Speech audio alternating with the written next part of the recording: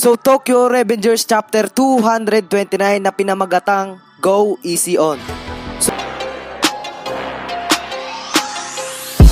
So konting balik lang sa chapter 228, no? So dito nga is babalikan lang naman natin yung mga nangyari sa chapter 228 ng Tokyo Revengers. So dito nga is makikita nga natin na nahihirapan ng dalawa na si Waka at Benkei. Pero dito nga is nagawa nga nilang mapatalsik si Tyrannosaurus. Pero nagawa nga tumayo agad ni Tyrannosaurus sa dalawang iyon. Pero sa mga sumusunod na nangyari is nag-rage mode nga itong si Tyrannosaurus at pinagbubugbog nga itong dalawa na si Wakasa at Benkei. At dito nga sa huling panel ng manga ng chapter 228 ay may bigla ngang tumawag kay Tyrannosaurus na si Senju. Kasi nga daw is ayaw niya nga daw makitang nangangawawa silang dalawa kay Tyrannosaurus. And katapos nun mga ka-idol is dito na nga nagsisimula yung chapter 229 ng Tokyo Revengers. So dito nga mga ka-idol is makikita nga natin na nagpapatuloy pa din ang bakbakan ng tatlong gang. And dito nga is makikita nga natin na yung ibang gang is nakatumba na o knockout na nga, no mga ka-idol.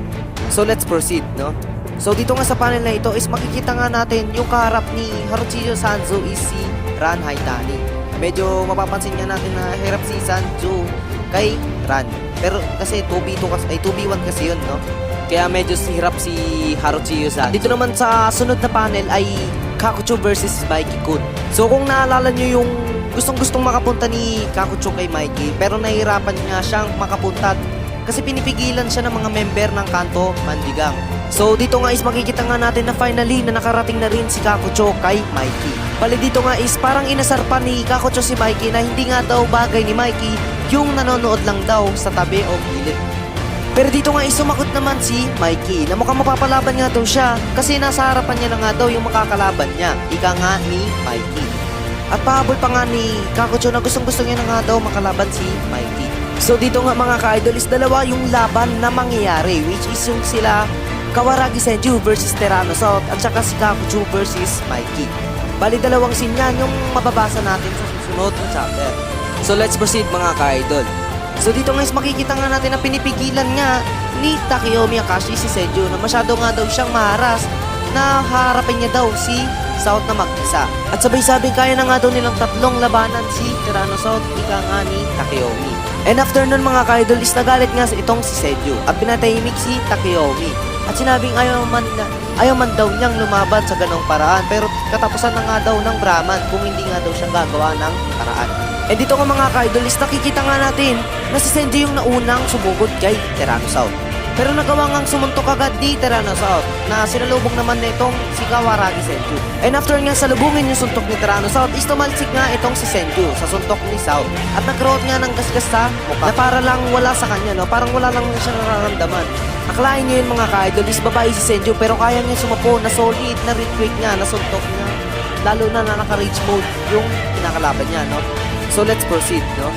And dito nga is pinapatigil na nga ni Takeyomi Akashi si Senju na dahil daw mukha nga daw minamaliit ni Senju yung dalawa at sabay sabing malabo nga daw na manalo si Senju sa laban nilang dalawa. And dito nga is napatanong si Takemichi kay Takeyomi kung ano nga daw ba yung ibig sabihin na sinasabi niya. Dahil sa pagkakaalam ni Takemichi is malakas itong babae kinakasama niya which is si Senju. At sinabi naman ni Takeyomi Akashi na si Senju lang daw yung may gustong sumali sa 3D Gang na mula sa support ng first generation Black Dragons. Kaya hindi nga daw kakayanin ni Senju ang paglaban niya kay South na siya nga lang daw mag-isa, ika nga ni Takeyomi. And dito nga is pinakita nga ng author kung gaano nga kalaki si South na ikukumpara nga natin kay Senju. So kung makikita nyo, si Senju is hanggang pusod lang ni Tyrannosaurus. At binalaan nga ni South si Senju na umalis na nga lang daw siya habang maaga pa. And after nun mga ka-idol, sumugod niya itong si Tyrannosaurus kay Senju na may kasamang suntok at nagawa nga makailag ni Senju sa solid na suntok na natapo sana sa mukha niya. And after ngang sumuntok ni Tyrannosaurus is nagawa nga hawakan ni Senju ng mabilis ang kamay ni South. At biglang nga sumipa ng solid si Senju sa mukha ni Tyrannosaurus. And after nun is may konting flashback na ipinakita na nag-uusap nga itong dalawa na magkapatid na si Senju at Takeyomi. At sinabing money is power, ika nga ni Takeyomi. At sabay tanong kay Senju na gaano nga daw ba kalaga yung lakas niya. So pinapaiwatig ni Takeyomi dito is ginagamit niya nga lang si Senju sa maling paraan. And after nun is bumalik na nga yung laban ng dalawa na si Senju versus Tyrannosaurus. At kung mapapansin nyo si Senju na parang naka-rage mode at si Tyrannosaurus na naka-rage mode din, no? So dito nga mga ka-idol is nagawa nga mapatumba ni Senju si Tyrannosaurus sa mga solid na at mabilis na itong sipa. And dito nga is gulat na gulat si Takemichi sa ginawa ni Senju kay South at napasabi naman si Takemichi na that's crazy. Actually mga ka-idol is nakakabaliw talaga o nakakabilib talaga yung ginawa ni Senju kay South kasi bihira lang na makakita si Takemichi ng ganoong kalakas na babae. So let's proceed pa rin mga ka-idol. And dito nga ay sinabi pa nga ni Senju sa pagmumukha ni Tyrannosaurus na siya nga daw yung boss ng Brahman. And dito na nga nagtatapos yung chapter 229 ng Tokyo Revengers. So grabe naman pala si Senju pagdating sa labanan, no? Pero mga ka-idol, sasabihin ko lang yung mga napansin ko sa chapter 229. Yung una-una ko napansin is yung kay Kakuchu versus Mikey.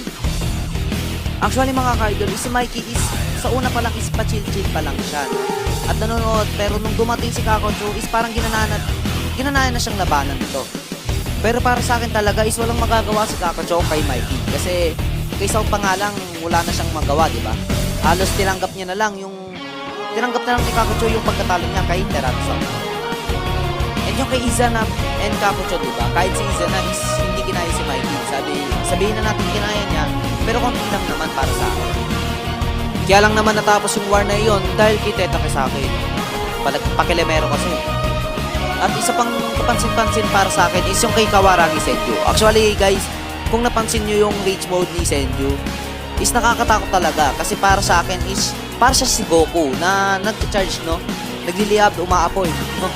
Habang nakikipaglaban sa mas malaki pa kaysa sa kanya, no? Senju lang sa kalam, no?